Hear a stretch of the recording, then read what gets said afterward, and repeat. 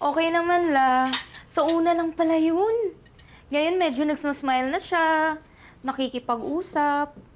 Aba, himala. Sa tagal ko diyan, never ko nakitang ngumiti ang batang yan. Ikaw lang ang nakapagpangiti dyan. Anong ginawa mo? Susla, nag-magic ako. Yung gayumang tinuro mo sa akin, yung pampaamo. Salbahay kang bata ka. Wala akong tinurong gayuma sa'yo, ha? Ay, la, sige na. Babay na. Good morning po, Sir Carlo. Breakfast ka na po. Samahan mo na ako. Okay. Salamat. Smiley face ba yan? Yan din yung ginagawa ni Laura eh. Po? Sinong Laura?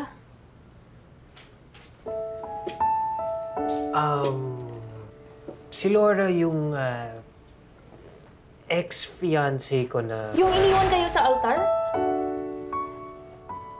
So, alam mo na pala. Nakwento po kasi ni Lola Gemma. Ay, naku. Aling Gemma talaga. Sorry, sir. Pero, sir, bakit ba kasi kayo iniwan? Di ko nga alam eh. You know, it's a good thing you asked that because until this day, hindi ko pa rin alam. I don't know what went wrong. Pero siguro yan talaga yung destiny ko. Iwanan. Nung bata ako, namatay yung papa ko. Mama ko naman, iniwan kami. So, ever since, mag-isa lang ako lagi. Until I met Laura and akala ko, yan na yung the one. And di na ako iiwan. And yet, lo and behold, iniwan ako sa altar. Lang yan, no? Napagastos pa ako sa kasal. Buisit. Ay, nako, sir. Okay lang yan. Hayaan nyo na. Darating din ang tao na hindi kayo iwan. May darating dyan, sir. By the way, Mara, hanggang kailan ba yung usapan ninyo ni Aling Gemma dito? Naka 2 weeks ka na. Oo nga po. 1 month lang po. Matapos na po yung gamutan ni Mama. Eh, iwan mo rin pala ako.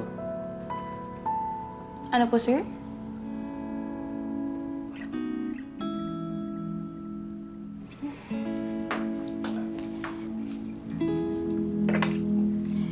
Hindi kita iiwan. Hanggat sa matapos ko yung mga gawaing bahay, ang dami kaya kailangan gawin. Nax, kala mo hugot, no? Ikaw talaga, sir, eh. Ay, sumera ka talaga.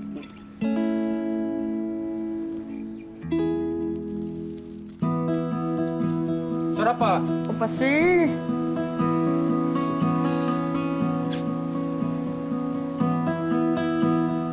Uy, sir, ano yan?